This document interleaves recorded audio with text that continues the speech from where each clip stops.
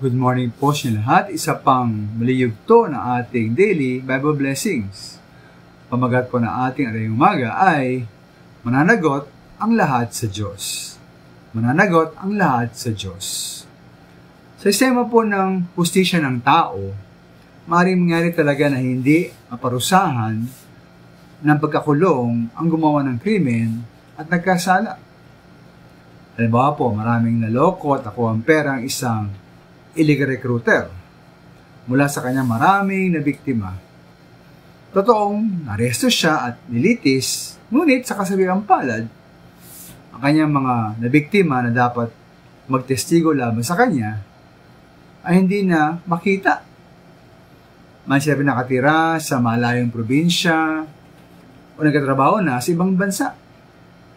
At dahil walang saksi, walang testigo, mabasura lamang po ang kaso. Ito po ay madidismiss dahil nga walang mga testigo. Ngunit naniwalang mga minaman na hindi po natulog ang Diyos. Ay nga sa Galatia 6:7, huwag ninyo akalaing maradayan ninyo ang Diyos. Kung anong tiyanin ng tao, iyon ang kanyang anihin. Pagkabayarin ng Diyos ang lahat ng mga nagkasala. Pagkabayarin ayon sa kanyang tinakdang paraan at panahon. Pati ang mga kriminal na hindi naparusahan ng hustisya ng tao. Ay nga Genesis chapter 18 verse 25, di ba gagawa ng matuwid ang hukom ng buong lupa? Sa bandang huli, sila ay mananagot sa ating Panginoon Yesus. Ay nga sa Roma 14:12, tayong lahat ay harap sa hukuman ng Diyos. Ang lahat ay luluhod sa harap ng Panginoon at ang bawat dilay magpupuri sa Diyos.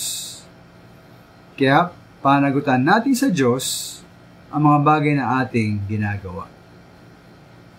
Sabot natin makakaya, sikapin natin managot ang mga taong gumawa ng krimen upang sila maparusahan. At upang hindi na sila umulit, hindi rin sila tularan. Ngunit kung sa kasigang palad, sila'y makatakas, dahil magtiwala po sa katarungan ng Diyos. Lahat ay mananagot sa Kanya at sa Kanyang katarungan. Maraming salamat.